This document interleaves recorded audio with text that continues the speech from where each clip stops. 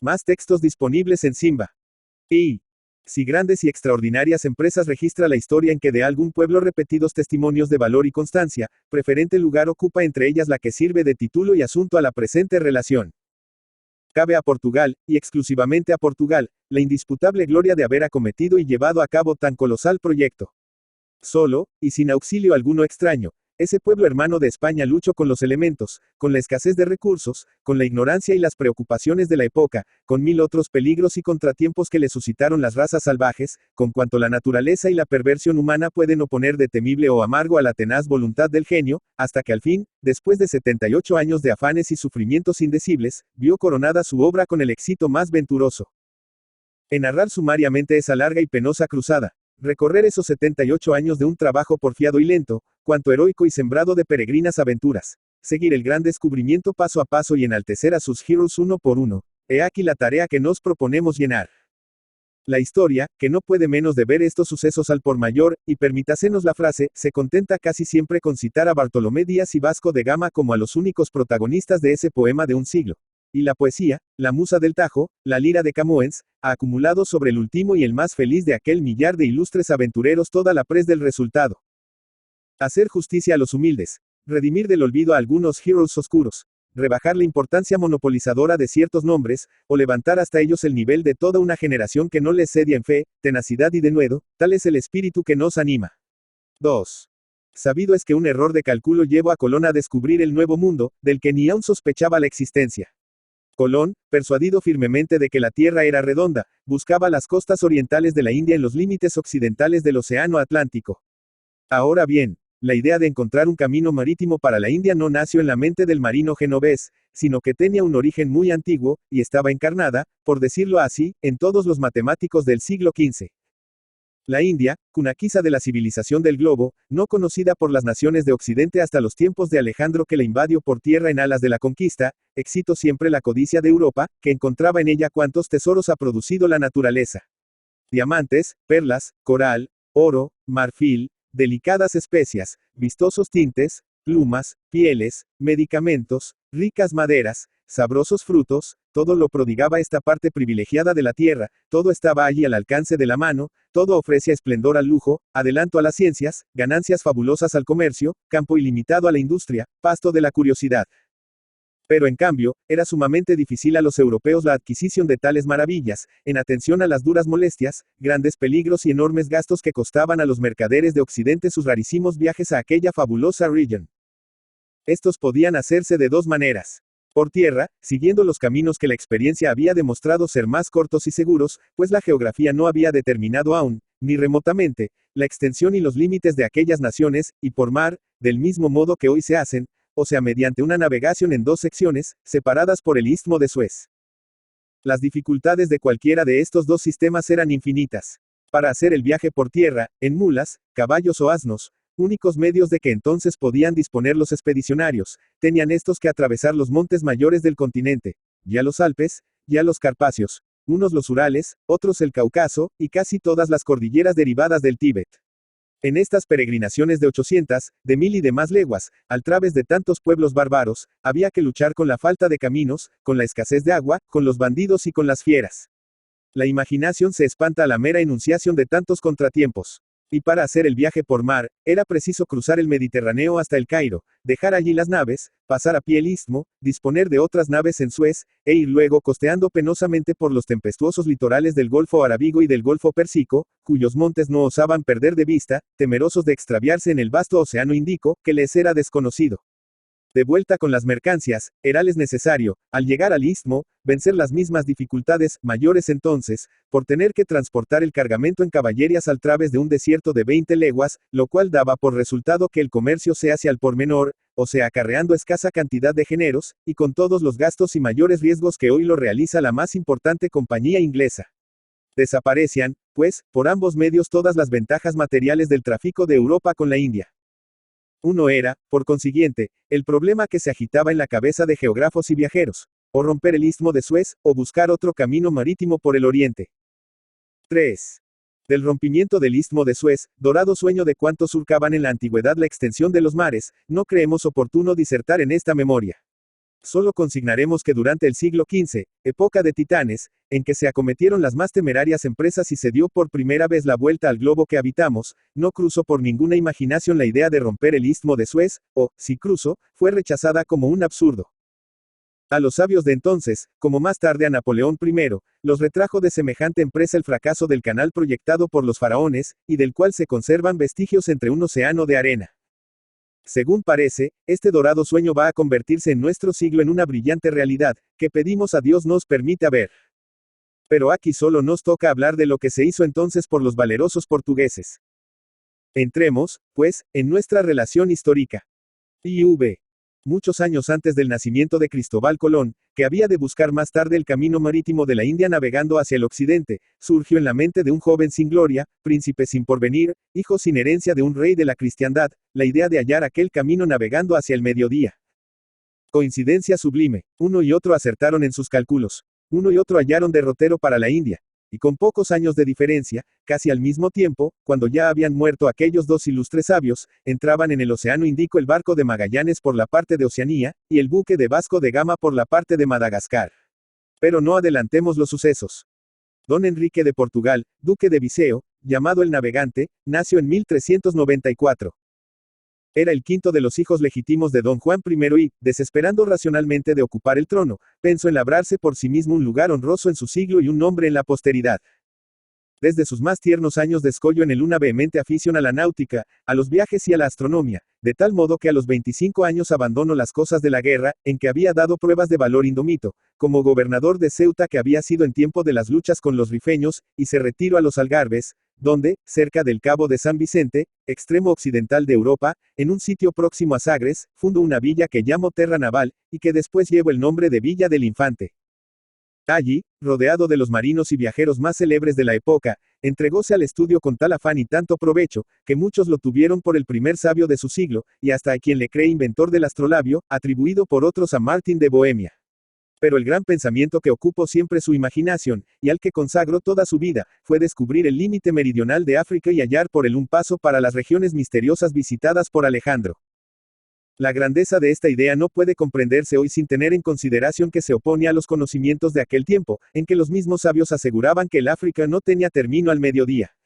De las 2000 o más leguas que mide de extensión el litoral de aquel continente por la parte que mira al Atlántico, apenas se conocían 200, y en cuanto a lo demás, la tradición, emanada de algunos viajeros llevados más lejos por los temporales, sostenía que aquella costa se dilataba hasta el infinito, completamente deshabitada, afligida por un sol insoportable, e inaccesible, por tanto, al hombre.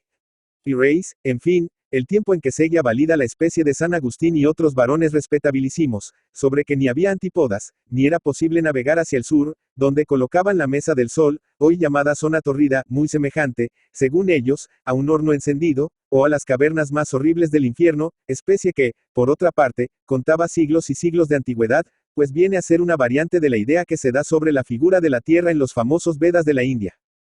Pero don Enrique, a pesar de no existir aún la imprenta, consiguió hacerse de las obras más acabadas sobre geografía y viajes que había legado a la Edad Media la civilización del mundo antiguo, y, leyéndolas y reflexionando sobre sus páginas, dio con el absurdo palmario de la opinión entonces dominante acerca de la forma de nuestro planeta. En las historias griegas y romanas leería, por ejemplo, que habiendo salido Menelao, después del sitio de Troya, por el estrecho de Gibraltar, entonces de Hércules, navegó tanto por el océano Atlántico que, sin apartarse nunca del litoral de África, llegó a ver salir el sol a su derecha, encontrándose al poco tiempo en el Mar Rojo, prueba evidente de que había dado la vuelta al continente africano.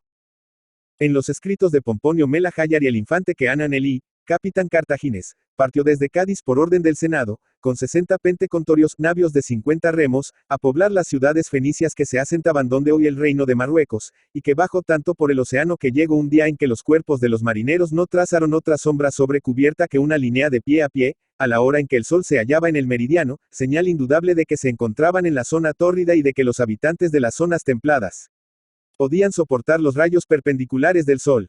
Leería en Heródoto, quien ya tenía al África por una península del Asia, que Jerjes envió un marino, llamado Cetaspes, a que reconociese las costas occidentales de la Libia, y que, cansado este de ver siempre lo mismo después de muchas semanas de navegación, falto de víveres y desesperanzado de hallarle fin a aquel litoral inmenso, tornó a Egipto, asegurando haber descubierto más de 700 leguas de costa.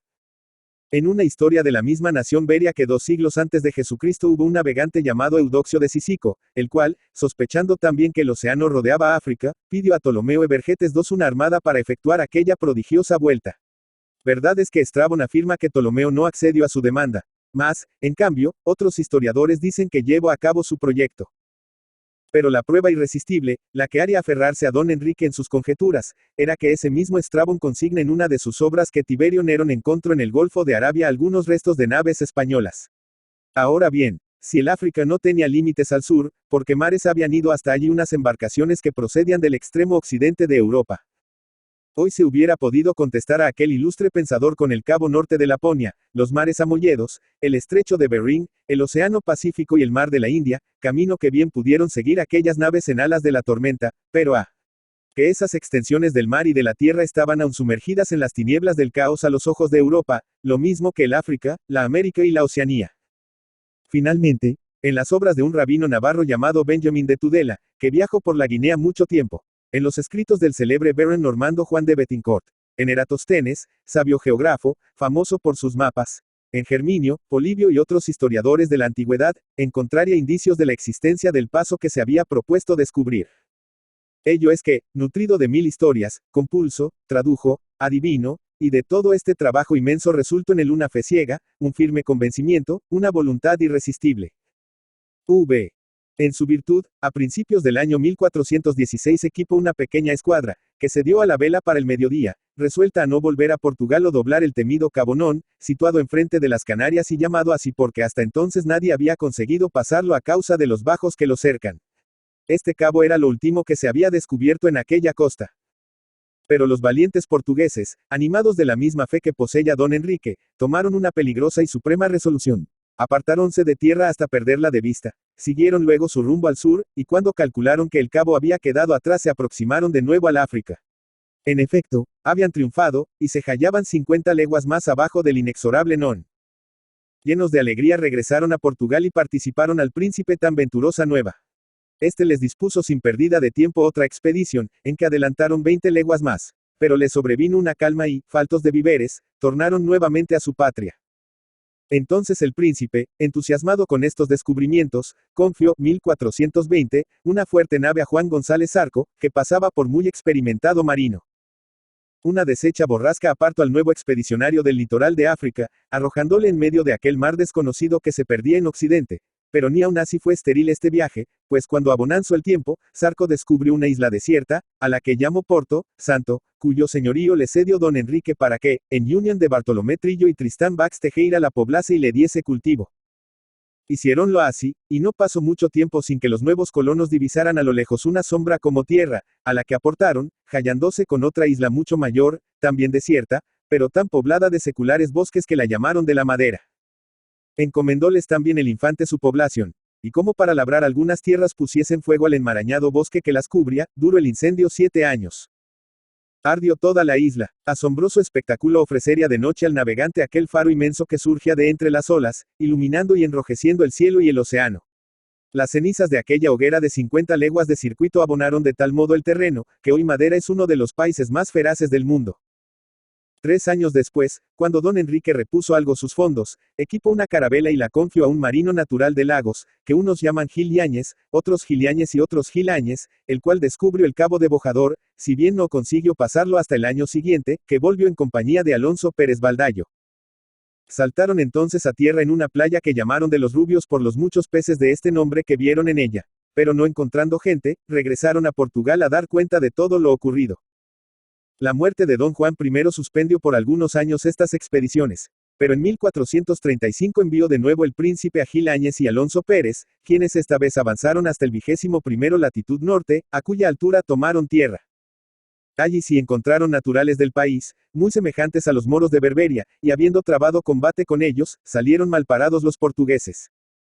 Con este motivo, y el de la muerte del rey don Duarte, hermano de don Enrique y sucesor de don Juan I, suspendió el infante unas tentativas que requerían más hombres y más recursos de los que él podía suministrar. Sin embargo, como no le era posible abandonar aquella empresa, a que había consagrado toda su inteligencia y toda su vida, arbitróse penosamente algún dinero, y en el año de 1441 envió a Antonio González y Nuño Tristán a que continuasen los descubrimientos. Marcharon estos, cada uno en su carabela, y el primero adelantó hasta el cabo que llamo Caballero, no pasando el segundo del Cabo Blanco. Al año siguiente descubrió Tristán hasta un río, que llamo del Oro por el mucho polvo de este metal que en él había, y aun se dice que vio alguna de las islas de Cabo Verde.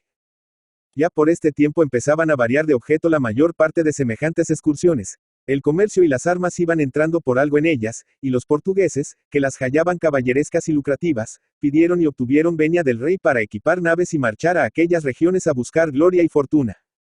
La más célebre de estas armadas aventureras fue una, compuesta de 6 carabelas, tripuladas por hidalgos arruinados, la cual marchó al mando de un tal Lazarote. No es de este lugar referir los romancescos pormenores de aquella estéril cruzada, pero podemos asegurar que es tarea digna de la pluma de Cervantes. Siguiendo nosotros nuestra enumeración, diremos que en 1444, Vicente de Lagos y Luis de Cadamostro, noble veneciano, deudo de don Enrique, llegaron al río Gambia, que en mayo de 1455 partió de nuevo el segundo con el genovés Antonio Noli, y que en este viaje se hicieron ambos famosos por haber descubierto el archipiélago de Cabo Verde y explorado la costa africana hasta Cabo Rojo. Nuño Tristán hizo otro viaje en 1456, y descubrió el Río Grande, situado a los 10 de latitud norte. Desde allí avanzó 20 leguas más hacia otro río, en cuyas márgenes murió a manos de los naturales del país, por lo que el río tomó su nombre, y en el mismo año Álvaro Fernández corrió otras 20 leguas de costa hasta llegar al cabo de Santa Ana. Helos en el inmenso Golfo de Guinea. Entonces debió de suceder una cosa sobre la cual nada dicen los autores que nos sirven de guía en estos apuntes, pero que conjetura fácilmente la imaginación. Sabido es que desde el Cabo de Santa Ana dejan las costas de África de dirigirse al mediodía, y que, por espacio de 400 leguas, se extienden hacia el oriente. Es, por tanto, muy presumible que los portugueses, siguiendo su cabotaje, creyeran haber hallado ya el límite meridional de África, y esperasen a cada momento ver inclinarse la tierra al norte, para dar por concluida su tarea. ¿Cuál debió, pues, de ser su asombro cuando llegaron al río Mánose, enfrente de la isla de Fernando Poo, y vieron que el África volvía a extenderse al sur? Cuánto sería su desaliento el día en que un marino negro, hijo de los desiertos de Benín, les dijera que aún les quedaban 2400 millas para llegar a la extremidad de aquella península gigante, hija predilecta del sol. Y esto si no volvieron a la antigua idea de que aquel continente no tenía límites. Nada nos dice la historia acerca de tal cosa. El único indicio de la profunda impresión que causó en todos los corazones aquella contrariedad es la muerte de don Enrique el Navegante, acaecida en 1460. Al perder la esperanza, perdió la vida. He aquí el mejor epitafio para ese varón ilustre, honor y gloria del pueblo lusitano. B. Bartolomé Díaz. Pasaron 26 años desde la muerte del infante sin que se volviese a pensar en nuevos descubrimientos. El estado de esta empresa no podía, sin embargo, ofrecer mejores esperanzas, puesto que, con un último viaje de Diego Cano, resultaba ya que los barcos portugueses se alejaban de Lisboa 1300 leguas hacia el mediodía, esto es, hasta el río Zairo, lo cual quería decir que habían pasado la línea equinoccial, cosa considerada siempre como irrealizable en aquella dirección, o sea en aquellos meridianos. En este estado, el nuevo rey Don Juan, después de consagrar 5 años a reconocer y explotar las ricas costas de Guinea, y de haber fundado en ellas un puerto, un castillo y una iglesia, que más tarde debían ser la ciudad llamada La Mina, pensó en continuar la interrumpida obra de su ilustre tío Don Enrique.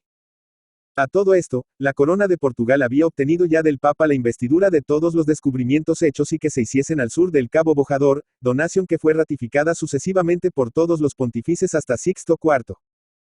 Provisto de estas garantías, llamó ante sí a un hidalgo de provincia, famoso marino, nombrado Bartolomé Díaz, y le confió el mando de 3 buques, que salieron del puerto de Lisboa el día 12 de agosto de 1486 saludados por una inmensa multitud. 2 de estos buques eran de 50 toneladas, y en uno de ellos iba Díaz, como jefe de la expedición, y en el otro comandaba Juan Infante, célebre marino del rey. En la tercera embarcación, que era más pequeña, iban los bastimentos. La navegación se presentó feliz. Antes de una semana llegaron a Tenerife, donde hicieron agua. Pasaron sin contratiempo el terrible Cabo Bojador, y el día 21 de septiembre se encontraron con el sol sobre la línea equinoccial. Bartolomé Díaz no quiso, como sus predecesores, navegar con las costas a la vista, sino que engolfóse mar adentro a pesar de las protestas de la tripulación, que por un lado temía extraviarse, y por otro deseaba observar las rarezas de aquellos países. Pero el capitán los consolaba diciéndoles que todo aquello lo habían ya visto otros portugueses, y que cuando alcanzasen tierras a que nadie hubiera llegado, ya navegarían al cabotaje, y verían cosas dignas de ser contadas, siquiera por lo nuevas. Un mes después anclaron en la embocadura del río Zairo, último país visitado por los europeos. Allí envió Díaz a unos negros del reino de Benín, que lo acompañaban como intérpretes, a que se entendieran con los habitantes del Congo, y supo por estos que sus ideas sobre el límite del África no carecían de fundamento. Levaron anclas, por consiguiente, más entusiasmados que nunca, y en pocos días corrieron otras 120 leguas, tomando fondo casi 2 grados al sur del trópico de Capricornio, es decir, fuera de la zona torrida, en la embocadura de un río que nombraron de los elefantes por los muchos que vieron en sus orillas. El comandante saltó entonces a tierra con un marino a quien quería mucho, y que no era otro que Bartolomé Colón, hermano del célebre Cristóbal que ya recorría la Europa mendigando 4 tablas y un lienzo a cambio de un mundo, y habiendo subido las márgenes del citado río, encontraron media docena de salvajes, negros, desnudos, feicimos, y de más de 7 pies de altura, los cuales bogaban tranquilamente en el tronco de un árbol ahuecado al fuego, comiéndose un hipopótamo. Luego que se calmó la mutua sorpresa de aquellos hombres tan distintos entre sí, preguntaronles los dos Bartolomé, por medio de los negros que tomaron en el Congo, quiénes eran. A lo que contestaron que eran los Cuacua. Estaban en el país de los Hotentotes. Aquellos gigantes, no tan corpulentos como se lo supone, eran tan estúpidos que casi no tenían memoria, desconocían el pudor y hasta carecían de idioma, expresando sus sentimientos con gestos, señas y aullidos. Pero así y todos se consideraban mucho más civilizados que otra nación que dijeron hallarse al mediodía, compuesta de hombres que vivían en los bosques como las fieras, por lo que los portugueses los llamaron bosgemanes. El clima era templado, y cuando llegaron a los portugueses, que fue a mediados de octubre, concluya el invierno. Después de descansar algunos días, levaron anclas los atrevidos aventureros y dirigieron las proas al polo meridional. Pronto perdieron de vista la tierra. Quizás había terminado ya la costa occidental de África. Viran a babor para cerciorarse, y el mar los repele. Adelante, exclama Díaz, corramos algunas leguas más hacia el sur. Pero pronto se apoderan de los barcos unas corrientes tan impetuosas, que es en vano pensar en dominarlas.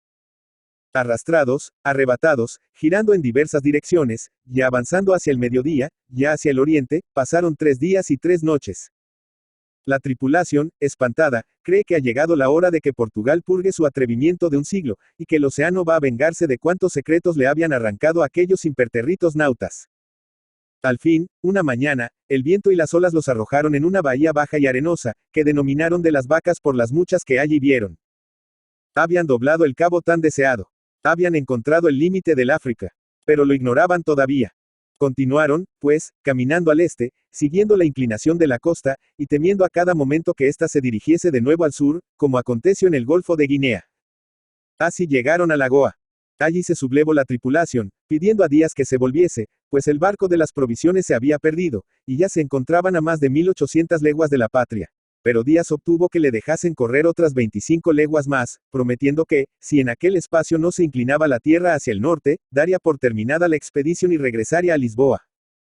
Pocas horas después, la costa de África se presentó a los ojos de los portugueses tendida hacia el norte en toda la extensión que alcanzaba la vista. Compañeros, gritó el comandante, hemos triunfado. Hace 3 días que doblamos el último cabo de África. ¡A Portugal! ¡A Portugal!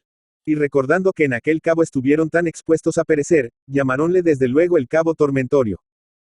Arribaron entonces a una pequeña isla, que denominaron de Santa Cruz, situada en la frente de Cafreria. Y reparadas las averias de las naves, y hechas algunas provisiones, levaron anclas, volvieron las proas hacia el camino que habían traído, y emprendieron la vuelta a Portugal, a donde llegaron en diciembre de 1487, 17 meses y medio después de su partida. Inexplicable fue el júbilo del rey, de la corte y de toda la nación al saber la fausta noticia de que se había encontrado el fin de África. Y como dijera Díaz que había llamado Cabo de las Tormentas a aquel promontorio tan deseado, no quiera Dios, replicó el monarca, que conserve un nombre de tan mal agüero. Que se le llame Cabo de Buena Esperanza. Y dijo esto por la que abrigaba de llegar a la India por aquel camino. 7. Vasco de Gama. Pasaron 10 años desde la vuelta de Díaz sin que el rey de Portugal, asombrense nuestros lectores, pensase en ultimar aquella extraordinaria empresa. Lejos de eso, parece increíble, dedicóse a buscar al preste Juan de las Indias por la parte de Egipto, y esperando noticias de este soñado personaje, pasó el resto de su vida, que tuvo fin en 1495.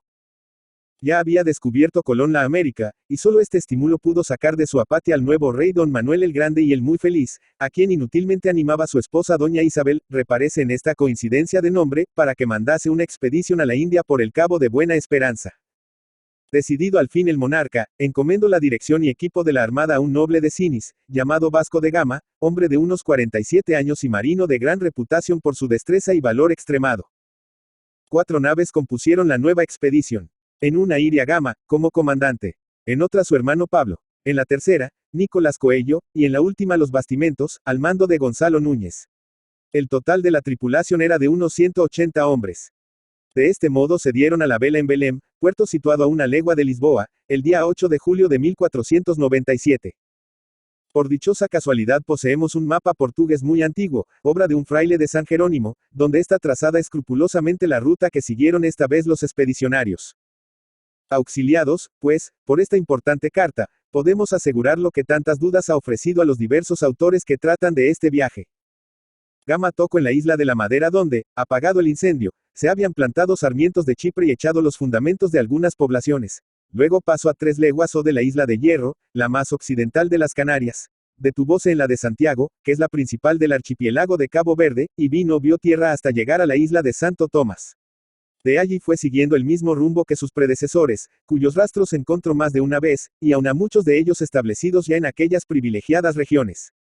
El día 3 de octubre desembarcaron en la bahía de Santa Elena, e hicieron agua en un río que llamaron de Santiago. Y habiendo saltado Gama a tierra con el fin de tomar la altura del sol, atacóle una horda de bosgemanes y salió levemente herido.